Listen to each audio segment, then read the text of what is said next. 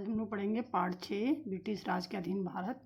सन 1857 के प्रथम स्वतंत्रता संग्राम के परिणाम स्वरूप भारत में कंपनी का शासन समाप्त हो गया था। अब भारत का शासन ब्रिटिश सरकार ने ग्रहण कर लिया तथा रानी विक्टोरिया को भारत को शासिका घोषित किया गया। महारानी विक्टोरिया ने कुछ घोषणा पत्र में कुछ बातें बताई जो निम्न हैं। क्षेत्रों की सीमा विस्तार की नीति अब समाप्त कर दी गई। अंग्रेजों की हत्या के दोषियों को छोड़कर सभी को अब क्षमा कर दिया गया। विद्रोह में भाग लेने वाले तालुकेदारों को राजभक्ति प्रदर्शित करने पर उन्हें उनकी जागीरें वापस कर दी गईं। बिना भेदभाव की योग्यता के आधार पर सरकारी सेवा में भर्ती करने का वचन भी दिया गया। यूरोपीय सैनिकों की संख्या बढ़ा दी गई तथा भारतीय सैनिकों की संख्या घटाकर निश्चित कर दी गई। अब बंगाल प्रेसिडेंसी में अब 1:2 तथा मद्रास, चेन्नई और मुंबई प्रेसिडेंसी में 1:3 का अनुपात भी निश्चित कर दिया गया। ब्रिटिश सम्राज्ञी विक्टोरिया के घोषणा पत्र के अनुसार इंग्लैंड में भारत के शासन की देखरेख तथा नियंत्रण रखने के लिए एक मंत्री अलग से नियुक्त हुआ जो भारत मंत्री कहलाया।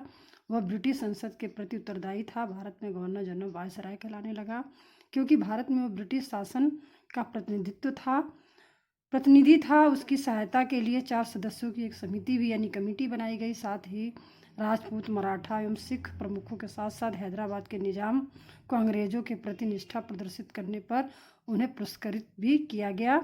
उनके राज्यों को ब्रिटिश साम्राज्य के सदस्य राज्यों के रूप में भी मान्यता प्रदान की गई। भू राजस्व प्रबंधन के क्षेत्र में तालुकेदारों और जमींदारों को ब्रिटिश प्रतिनिधियों की मान्यता प्रदान की गई। यही लोग बाद में ब्रिटिश प्रशासन के एजेंट के रूप में कार्य करने लगे। इसी प्रकार भारतीय प्रबुद्ध वर्ग के साथ साथ नम्र तथा मैत्रीपूर्ण व्यवहार का निश्चय किया गया क्योंकि ब्रिटिश प्रशासकों की यह मान्यता थी कि यह निम्न तथा मध्यम वर्ग के लोग प्रायः उच्च वर्ग का ही अनुसरण करते हैं, यानी उनके अनुकरण करके ही कार्य करते हैं। ब्रिटिश शासकों को सैन्य पुनर्गठन को भी विवश होना पड़ा। यूरोपीय इन ब्रिटिश मूल के अधिकारियों की संख्या में वृद्धि की गई। तोपखाना एवं महत्वपूर्ण मारक क्षमता वाले हथियारों से भारतीय सैनिकों को वंचित रखा गया, यानी उन्हें अलग रखा गया। सेना में जातियों, क्षेत्रों, संप्रदाय के आधार पर सैनिक इकाइयां बनाई गईं जिससे कि भेदभाव बना रहे, जैसे बंगाल रेजिमेंट, राजपूत रेजिमेंट। राजनीतिक और प्रशासनिक पुनर्गठन। भारत में प्रशासनिक पुनर्गठन की शुरुआत ब्रिटिश सरकार ने इंडिया काउंसिल एक्ट से की। 1861 के इस एक्ट के द्वारा गवर्नर जनरल काउंसिलिंग परिषद का नाम अब इंपीरियल लेजिस्लेटिव काउंसिल कर दिया गया। इंपीरियल लेजिस्लेटिव काउंसिल के सदस्यों की संख्या अब 6 से 12 करने का अधिकार भी गवर्नर जनरल को ही था। इन सदस्यों में आधे सदस्य गैर सरकारी होते थे। यह काउंसिलिंग पूरी तरह से अधिकार विहीन थी। इसका ना तो कोई वित्तीय नियंत्रण था, ना ही प्रशासनिक। इस काउंसिलिंग के द्वारा पारित कोई भी विधेयक गवर्नर जनरल के अनुमोदन के बिना कानून नहीं बन सकता था।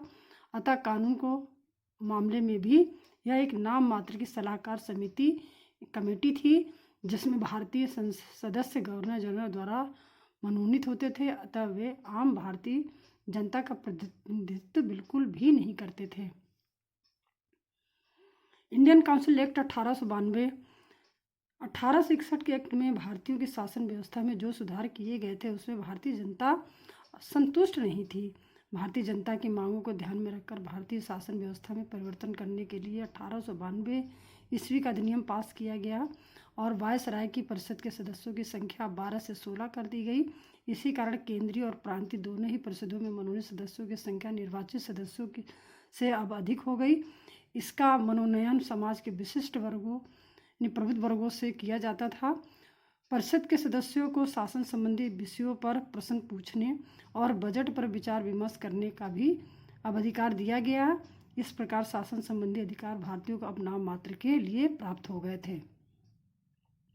स्थानीय स्वशासन। स्थानीय सरकार के संगठन में कुछ महत्वपूर्ण परिवर्तन किए गए। ग्रामीण प्रदेशों में स्थानीय बोर्डों की स्थापना की गई और प्रत्येक जिले में जिला उपविभाग, तहसील बोर्ड बनाने की आज्ञा हुई। नगरों में नगर पालिकाएं स्थापित की गईं यानी बनाई गईं। इन स्थानीय संस्थाओं को निश्चित कार्य तथा आय के साधन भी अब दिए गए। इन्हें रोशनी, गलियों तथा मार्गों की स्वच्छता का कार्य, शिक्षा का कार्य, जलापूर्ति तथा चिकित्सा सहायता का कार्य भी सौंपा गया। यह परिवर्तन 1883 से 85 ईस्वी के बीच स्थानीय स्वशासन अधिनियम पारित कर दिया गया। यही आधारभूत व्यवस्था आज भी चल रही है और लागू है। सिविल सर्विसेज यानी लोक सेवा घोषणा पत्र के तहत सन 1861 में भारतीय लोक सेवा अधिनियम इंडियन सिविल सर्विसेज एक्ट बनाया गया, जिसके अंतर्गत समस्त महत्वपूर्ण पदों पर ICS अधिकारी नियुक्त किए जाते थे। इनका चयन लंदन में होने वाली वार्षिक खुली प्रतियोगिता द्वारा होता था। यह परीक्षा अंग्रेजी भाषा में ही दी जा सकती थी। 1853 ईस्वी में इस परीक्षा में बैठने की अधिकतम आयु 23 वर्ष थी। बाद में इसे घटा करके 21 वर्ष कर दी गई, जो 1876 में घटाकर 19 वर्ष कर दी गई। अब 1863 ईस्वी में परीक्षा उत्तीर्ण करने वाले पहले भारतीय सत्येंद्र नाथ ठाकुर थे। यह रविन्द्रनाथ ठाकुर के बड़े भाई थे, किंतु उम्र घटने से तो भारतीयों के लिए इसमें सम्मिलित होना लगभग अब असंभव सा हो गया था। आज ICS को अब IS यानी भारतीय प्रशासनिक सेवा भी कहते हैं।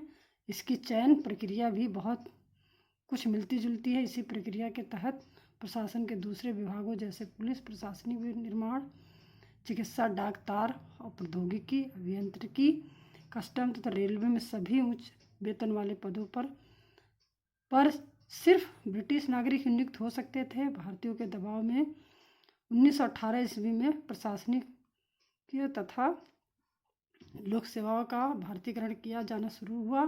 फिर भी नियंत्रण अधिकार के पदों पर अंग्रेज अधिकारी ही बने रहे। बच्चों, आज हम लोग यहीं तक पढ़ेंगे। नेक्स्ट वीडियो, सेकंड वीडियो में पढ़ेंगे सेना तथा पुलिस का पुनर्गठन। धन्यवाद बच्चों।